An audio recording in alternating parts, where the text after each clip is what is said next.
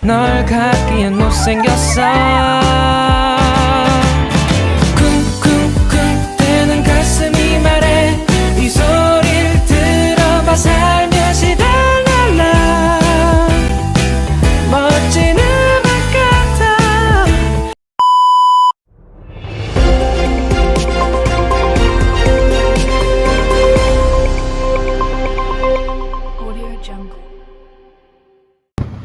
Selamat datang pemirsa, kembali lagi bersama saya Saskia Revati dalam acara Breaking News, membahas isu yang aktual dan terpercaya. Berita terkini, di era digital hari ini, pemerintah memerlukan suatu sistem yang dapat menunjang pemerintahannya di era digitalisasi dan globalisasi. Kali ini kami akan membahas mengenai dynamic governance, di mana dynamic governance merupakan suatu sistem pemerintahan yang adaptif, responsif, dan inovatif. Pemerintahan dengan menggunakan sistem ini akan dapat melakukan atau akan dapat mengikuti bagaimana perubahan sosial yang terus terjadi. Karena sistem ini merupakan sistem yang relevan dengan era digitalisasi dan globalisasi. Untuk mengupas lebih lanjut mengenai dynamic governance, kami telah terhubung dengan Saidatul Karmila. Halo Saidatul Karmila. Oke, baik, saya serahkan kepada Saidatul Karmila.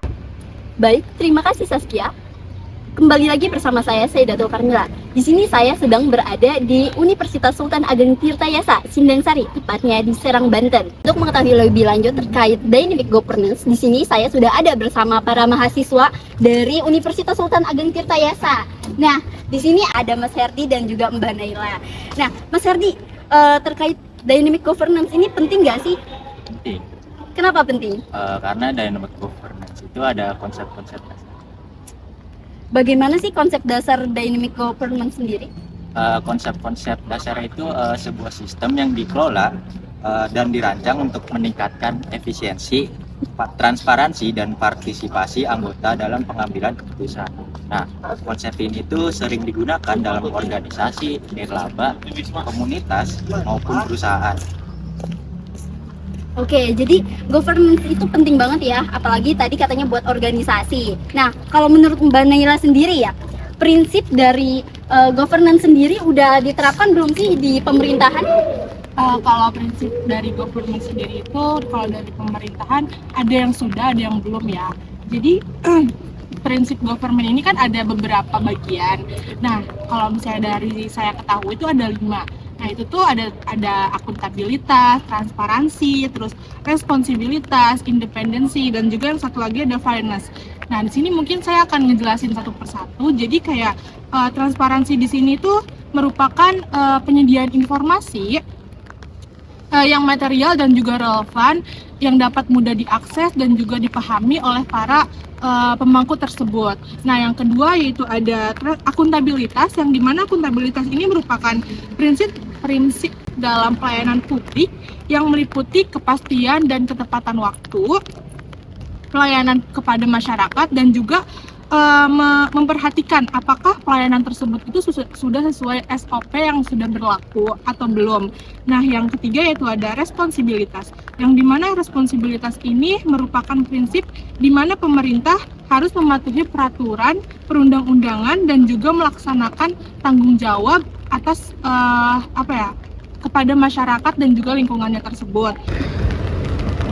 Yang keempat yaitu ada independence. Prinsipnya itu sangat penting dalam penerapan good governance di Indonesia. Nah, independent ini tuh suatu keadaan yang dimana lembaga pemerintah dikelola secara profesional dan juga tanpa bantuan kepentingan dan pengaruh tekanan dari pihak manapun. Dan yang terakhir yaitu ada fairness atau kesetaraan dan kewajaran, yang dimana secara sederhana prinsip kesetaraan dan kewajaran ini merupakan sebagai perlakuan yang adil dan setara di dalam memenuhi hak-hak stakeholder. Nah, stakeholder yang yang timbul berdasarkan perjanjian serta peraturan perundang-undangan yang berlaku. Seperti itu. Nah, jadi emang dynamic governance ini penting banget ya di pemerintahan. Tadi sudah dijelaskan oleh Mbak Naila. ternyata emang di pemerintahan kita itu udah diterapkan, cuman belum maksimal aja. Nah, terima kasih ya Mas Herdi dan Mbak Naila. Nah, tadi kan kita sudah mewawancarai para mahasiswa Universitas Sultan Ageng Tirtayasa terkait konsep dasar dan juga prinsip. Untuk mengetahui lebih lanjut dan lebih dalam lagi, kita perlu tahu nih, apa sih strategi dalam dynamic governance sendiri. Untuk itu saya sudah ada bersama narasumber kita yang selanjutnya. Apa sih strategi dynamic governance dalam penyelenggaraan pemerintah? Jadi di dalam dynamic governance di bidang penyelenggaraan pemerintahan itu ada strateginya yang bertujuan untuk menciptakan struktur yang fleksibilitas, terus juga adaptabilitas, di mana fokusnya ini tuh dalam kolaborasi, terus juga partisipasi kayak gitu.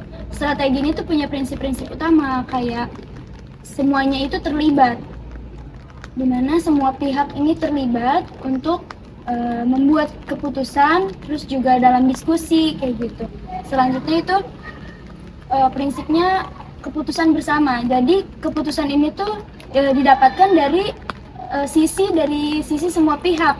Jadi nggak cuma mendengarkan dari sisi mayoritas aja kayak gitu. Terus selanjutnya struktur kerja yang fleksibel. Nah, strategi ini tuh membentuk kelompok-kelompok kecil dari setiap pemerintahan untuk bekerja sama, jadi biar lebih terstruktur gitu dan lebih sesuai sama kebutuhannya gitu. Terus ini juga bisa memudahkan dalam komunikasi, terus juga koordinasi antar sesamanya kayak gitu. Apa sih contohnya?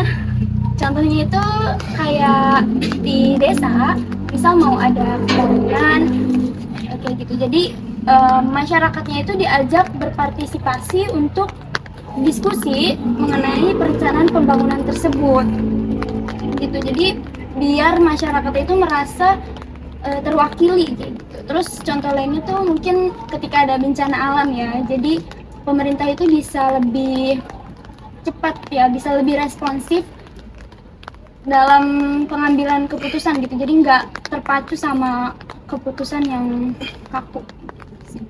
Oke, tantangan atau keuntungan sendiri ada nggak sih?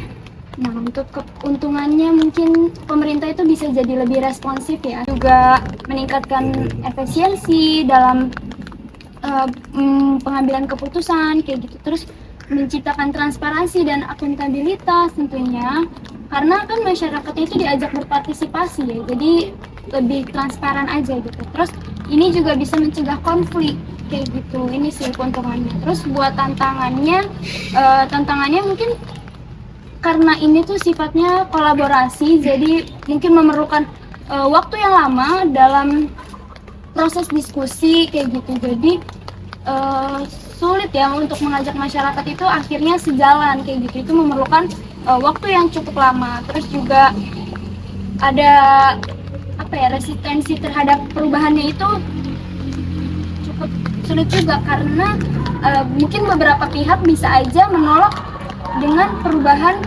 kebijakan ini kayak gitu sih. Oke. Nah, itu tuh dia pemirsa, bahwasanya setiap ada kelebihan pasti ada kekurangan ya, seperti tadi tantangan dan juga keuntungannya. Oke, terima kasih ya Mbak Sahila. Salah satu contoh penerapan sistem dynamic governance di Indonesia yang dapat dijadikan sebagai model adalah Kota Ambon, di mana Wali Kota Ambon, Richard Louhenapesi, menerapkan pemerintahan yang komunikatif, adaptif, dan terus berupaya untuk meningkatkan kualitas pelayanan publik. Dari sinilah tercipta lingkungan pemerintahan yang bersih dan transparan, sehingga hubungan pemerintah dengan masyarakat dapat terjalin dengan sehat. Ini menunjukkan bahwa dynamic governance cocok diterapkan di Indonesia di era digitalisasi atau globalisasi saat ini. Peran teknologi dalam penerapan dynamic governance sangat penting karena dapat meningkatkan efisiensi, transparansi, dan responsivitas dalam pengelolaan pemerintah dan organisasi pemerintahan. Nah, peran teknologi dalam dynamic governance juga dapat mengacu pada pengelolaan yang adaptif, fleksibel, dan mampu bertransformasi pada lingkungan yang internal ataupun eksternal. Nah, adapun beberapa contoh dari penerapan teknologi dalam dynamic governance. Yang pertama adalah peningkatan komunikasi dan kolaborasi dalam konteks teknologi, terutama platform digital memungkinkan komunikasi yang lebih cepat dan kolaborasi yang lebih efektif antar pemangku kepentingan, baik dalam pemerintahan, organisasi, ataupun perusahaan. Yang kedua ada peningkatan transparansi dan akuntabilitas. Teknologi dapat meningkatkan transparansi dalam sistem tata kelola dan menyediakan platform yang memungkinkan akses publik terhadap data atau perusahaan pengambilan keputusan. Misalnya, penggunaan blockchain dalam pengelolaan data dapat memberikan keamanan dan transparansi. Yang ketiga ada inovasi dalam pelayanan publik. Teknologi memberikan kesempatan untuk inovasi dalam pelayanan publik seperti penerapan e-government yang memungkinkan warga untuk mengakses proses administrasi dan meningkatkan partisipasi warga dalam pengambilan keputusan.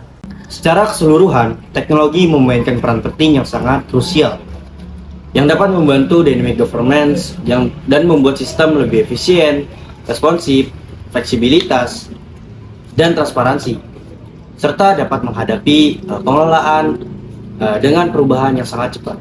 Seperti yang kita tahu bahwa teknologi di zaman sekarang ini sangat mustahil sekali untuk bisa dipisahkan karena teknologi sudah menjadi makanan kita sehari-hari. Nah, baik buruknya dampak teknologi tergantung bagaimana cara kita menggunakan teknologi tersebut. Ada dampak negatif dan juga positif dari teknologi sendiri, seperti dampak teknologi terhadap dynamic governance. Yang mana yang pertama itu ada peningkatan kualitas keputusan. Karena di era digital kita dengan mudah untuk mengelola data juga mendapatkan sumber-sumber yang terpercaya seperti dari jurnal, buku digital, dan juga situs web yang valid. Selanjutnya ada responsivitas terhadap perubahan. Karena dengan responsivitas terhadap perubahan kita bisa lebih mudah untuk menerima keadaan di sekitar kita. Dan selanjutnya itu ada partisipasi publik. Sekian laporan dari saya, Sayyidatul Karmila, kembali ke studio. Baik, terima kasih kepada Sayyidatul Karmila. Demikian berita yang dapat saya sampaikan. Saya Saskia Revavi dan tim yang bertugas pamit undur diri dan sampai jumpa.